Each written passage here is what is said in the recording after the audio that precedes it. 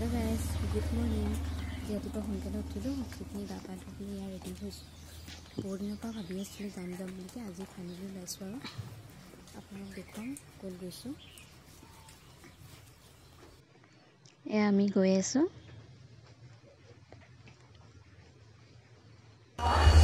ticket কাটিলোঁ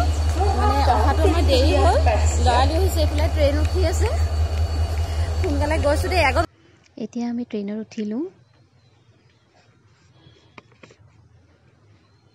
এই মোৰ ভাগিন ছোৱালী হয় ৰাতিপুৱা 4টা বজাতে উঠি এই অৱস্থা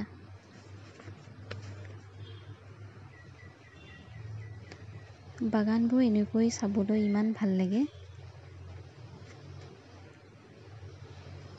ভাল লাগিছে আমি নাজিৰা আহি পালোঁ আমি টমটমত উঠিলোঁ ষ্টেচনৰ কাষতে লাগিয়ে থাকে ক'লেই হয় আপুনি ক'ত যাব তেখেতসকল গম পায়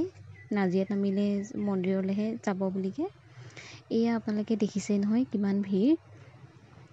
কাষতে দোকানবিলাক লাগিয়ে থাকে আৰু এইবাৰ আমি প্ৰথম আহিছোঁ যিহেতু ইয়াত আহি গম পাইছোঁ চাকি জ্বলাব নিদিয়ে তেল ঢালিবলৈ দিয়ে এনেকৈ আপোনালোকক দিব আমি এতিয়া ভিতৰলৈ সোমাই আহিছোঁ বৰচাকি তেল ঢালিবৰ কাৰণে ভিৰ দেখিছে নহয়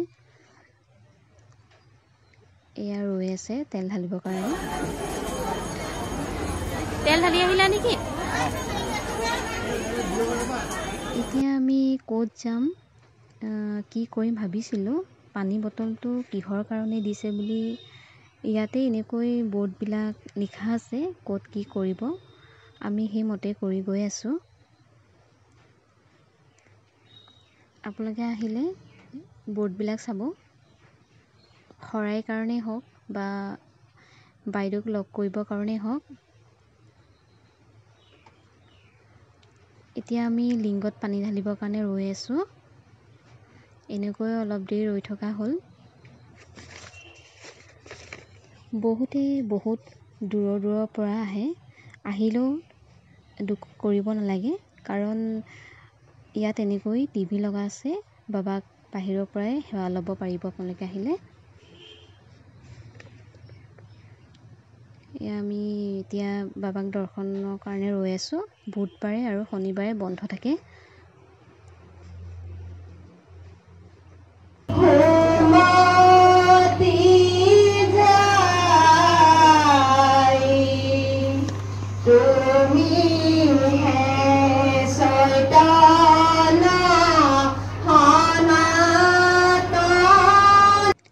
পায়সৰ কাৰণে ৰৈ আছোঁ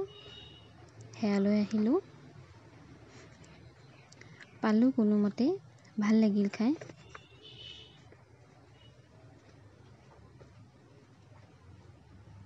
মন্দিৰভাগৰ আইগৰাকীক লগ নাপালোঁ নেক্সট টাইমত আকৌ আহিব লাগিব তেতিয়া লগ কৰিম বুলি ভাবিছোঁ যিহেতু বহুত ভিৰ আমি নিজৰ গাড়ী লৈ অহা নাই ট্ৰেইনত আহিছোঁ কাৰণে এতিয়া আমি ওলাই যাম বাহিৰলৈ এতিয়া ঘৰৰ সকলো কাৰণে আমি বাবা ফটো ল'লোঁ ট্ৰেইনৰ কাৰণে ৰৈ আছোঁ ঘৰলৈ যাবলৈ আজিলৈ বাই বাই আৰু নেক্সট ভিডিঅ'ত আপোনালোকক লগ পাম